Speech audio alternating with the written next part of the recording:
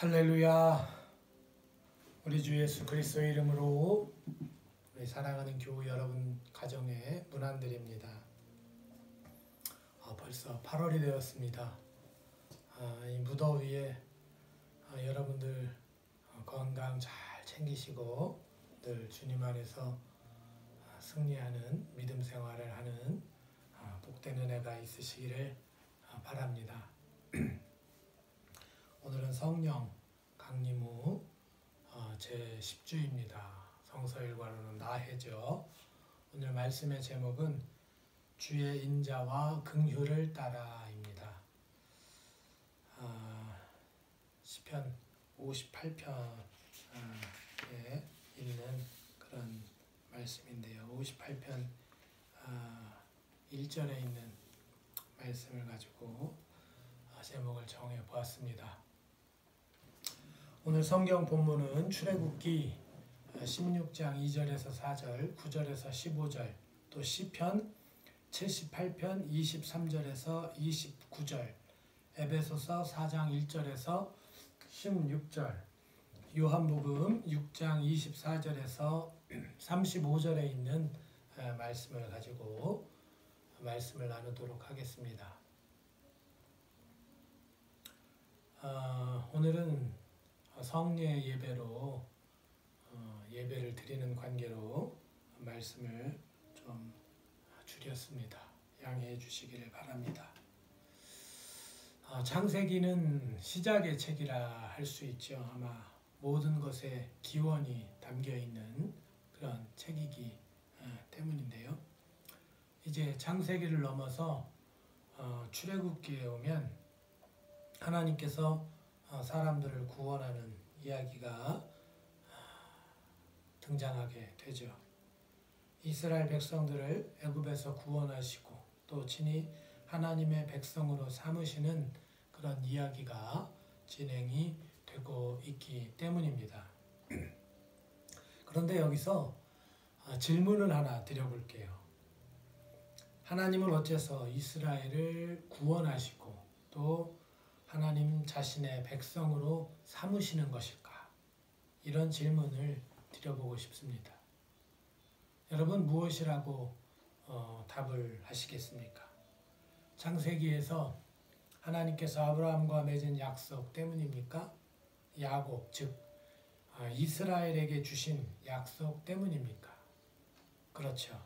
하나님께서 아브라함과 야곱 그들과 맺은 언약을 잊지 않으셨기 때문에 하나님이 이스라엘을 구원하시고 자신의 백성으로 삼고 계십니다. 그런데 말이죠, 여러분, 하나님께서 이스라엘의 조상 아브라함, 야곱과 맺은 그 언약이 있어서 그 백성들을 구원하시기는 하지만 하나님께서 구원하시는 이스라엘 백성들을 돌아보면 그들의 모습을 생각해 보면 참 구원할 맛이 나지 않는 그런 사람들입니다. 그렇지 않습니까? 오늘 출애굽기 말씀을 보니 더 그렇습니다.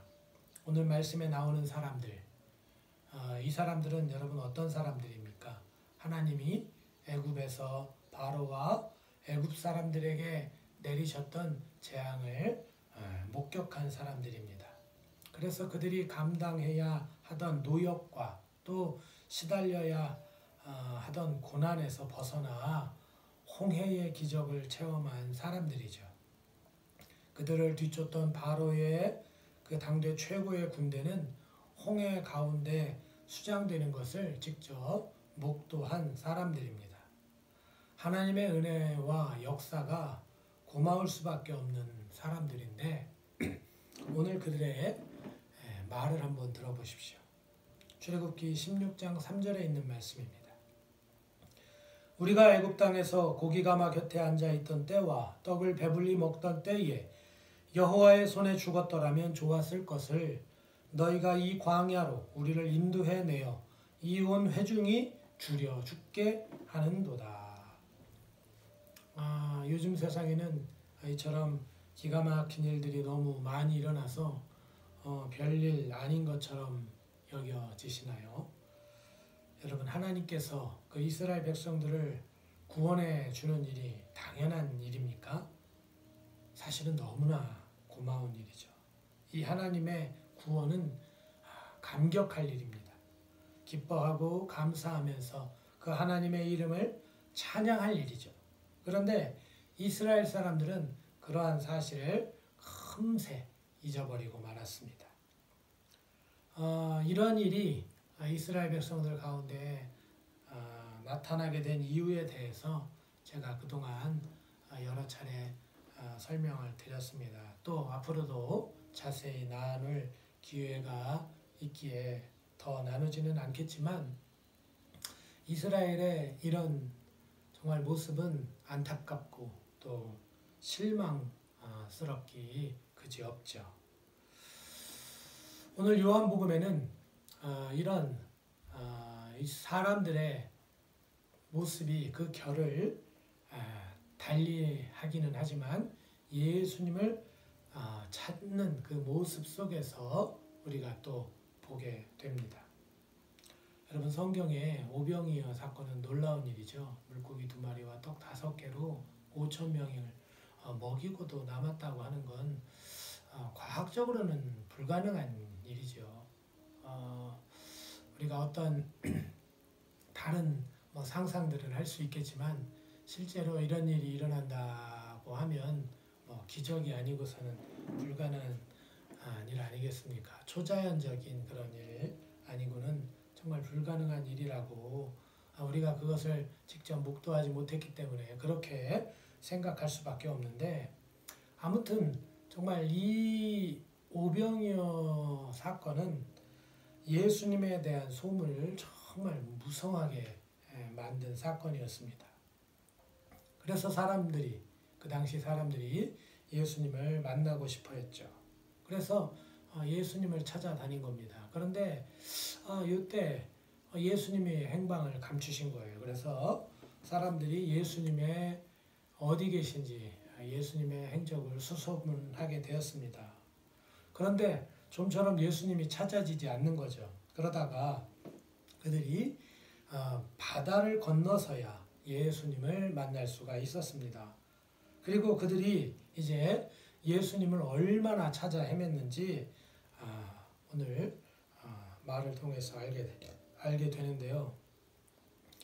요한복음 6장 25절에 있는 말입니다. 라삐여, 언제 여기 오셨습니까? 라는 거죠.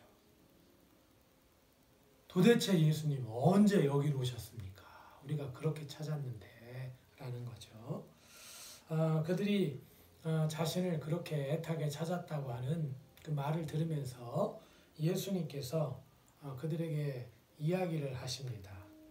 내가 진실로 전실로 너희에게 이르노니 너희가 나를 찾는 것은 표적을 본 까닭이 아니요 떡을 먹고 배부른 까닭이로다. 오병이어 사건은 사람들이 예수님을 찾는 이유였습니다.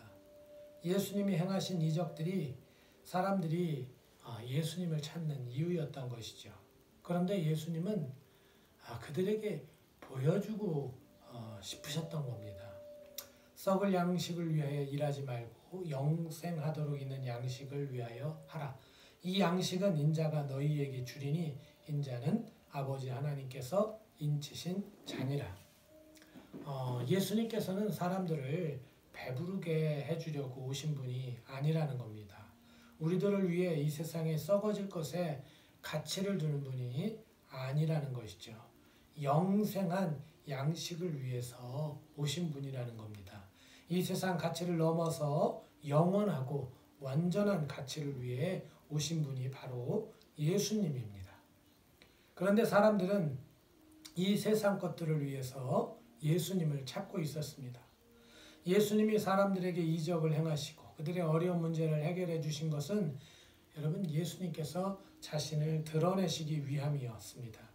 예수님께서 이스라엘 백성들이 그토록 기다리고 기다리던 선지자들이 예언하던 바로 그분이심을 알려주시기 위함이었죠. 그래서 예수님을 믿고 또 예수님을 마음으로 영접해서 예수님의 가르침을 받아 하나님의 백성으로 이끌기 위함이었습니다. 세상 사람이 아니라 하나님의 백성으로 사는 것이 그들에게 구원이 되는 것을 깨닫게 하시기 위함이었습니다. 그런데 사람들의 목적은 그렇지 못했죠. 왜냐하면 그들의 안목은 지금에 머물렀기 때문입니다. 내일 또 글패, 그리고 그 앞으로 그들에게 펼쳐지는 인생, 그리고 영원을 바라보지 못했기 때문이죠. 그래서 그들이 이제 예수님의 말을 듣고 다시 예수님에게 묻고 있는 것을 한번 들어보십시오. 요한복음 6장 30절에서 31절의 말씀입니다. 그러면 우리가 보고 당신을 믿도록 행하시는 표적이 무엇이니이까? 하시는 일이 무엇이니이까? 기록된 바 하늘에서 그들에게 떡을 주어 먹게 하였다 함과 같이 우리 조상들은 광야에서 만나를 먹었나이다. 여러분, 그런데 우리가 앞에서 잠시 언급했듯이 출애굽한 이스라엘 사람들이 만나를 먹게 된 것은 여러분 사실은 하나님의 하회와 같고 넓은 자비 때문입니다.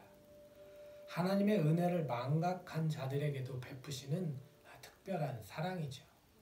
그들이 하나님의 은혜를 경험하고도 하나님께 원망하고 하나님 앞에 불평하는 모습 가운데에서도 하나님의 자비가 나타나고 있다는 것입니다.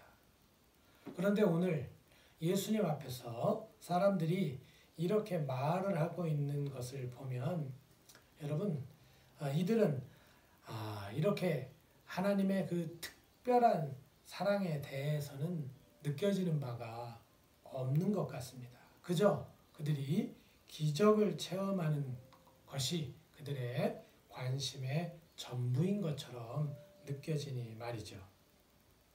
그런데 여러분 잘 생각해 보십시오. 그들이 기적을 체험한 것은 만나라고 하는 것, 광야 40년 동안 그들의 육신의 그 양식을 충족해줬던 이 만나는, 그 만나와 같은 기적은 그 이전에 또 있었고 그 이후에도 또 계속해서 나타나고 있었습니다. 그들은 그것을 체험했습니다. 그런데도 그들은 여러분 어떻습니까? 하나님 앞에 별로 변한 것이 없습니다. 목이 마르면 하나님을 원망하고 배가 주리면 또 하나님을 원망하고 그들이 감당하기 어려운 적군을 만나면 또 하나님을 원망하는 끊임없이 불평과 원망을 생산해내는 그런 모습일 뿐이었습니다. 사랑하는 교우 여러분, 하나님의 사랑은 참으로 놀랍습니다. 근본 하나님이신 예수님이 우리들을 위해 헌신한 그 희생하신 십자가는 그저 경탄할 뿐입니다. 사실 말도 안 되는 자들에게 베푸는 은혜와 사랑이기 때문이죠. 어째서 이스라엘을 그토록 아끼고 인도하시는가? 하늘의 것을 바라보지 못하고 여전히 땅의 것만 찾는 자들을 위해서 십자가의 모진 고통과 모욕을 견디셨는지 우리는 도저히 알 길이 없습니다. 그러나 분명한 것은 하나님이 우리를 사랑하시고 예수님께서 그 사랑을 몸소 보이셨다는 사실입니다. 그러므로 우리는 이 지점에서 깨달아야 합니다. 사실 우리가 무엇인가 한 것이 있어서 받고 있는 은혜가 아니며 또 조금 잘한다고 해서 그것이 하나님 앞에 내세울 수 있는 어떤 공로도 될 수 없다는 사실을 말이죠. 하나님과 예수님의 사랑을 받고서도 그저 여전히 세상의 것에 눈이 먼 우리들이 할 것은 죄인인 것을 깨닫는 것입니다. 그래서 하나님 앞에 철저하게 낮아지는 것입니다. 오늘 우리들은 그것을 해야 합니다. 오늘 우리가 함께 보지는 않았지만 성서일과 나해 성령 강림 후 10주에 추천된 말씀이 한 군데 더 있습니다. 바로 시편 51편의 말씀입니다. 이 시편은 죄인의 기도죠. 다윗이 밧세바를 범한 이후에 그 나단 선지자를 통해서 자신의 죄악을 깨닫고 하나님 앞에 드리는 죄인의 기도인 것입니다. 오늘 그 말씀 중에 1절에서 12절을 봉독하며 말씀을 마치겠습니다. 여러분, 하나님 앞에 부족한 자들로서 또 죄인으로서 기도하는 저와 여러분들이 되시기를 바랍니다.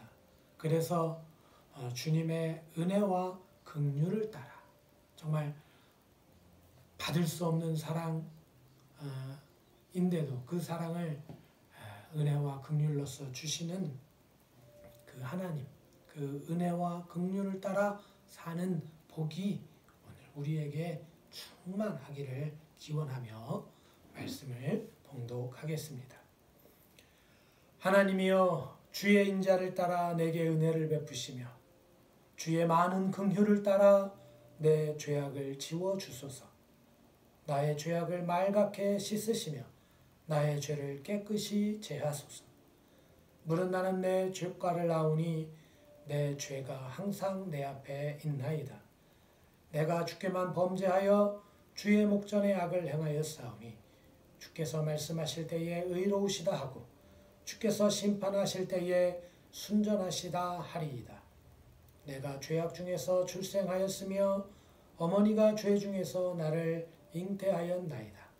보소서, 주께서는 중심이 진실함을 원하시오니 내게 지혜를 은밀히 가르치시리이다. 우슬초로 나를 정결하게 하소서. 내가 정하리이다. 나의 죄를 씻어주소서. 내가 눈보다 희리이다. 내게 즐겁고 기쁜 소리를 들려주시사 주께서 꺾으신 뼈들도 즐거워하게 하소서. 주의 얼굴을 내 죄에서 돌이키시고 내 모든 죄악을 지워주소서. 하나님이여, 내 속에 정한 마음을 창조하시고 내 안에 정직한 영을 새롭게 하소서. 나를 주 앞에서 쫓아내지 마시며 주의 성령을 내게서 거두지 마소서. 주의 구원의 즐거움을 내게 회복시켜 주시고 자원하는 심령을 주사 나를 붙드소서.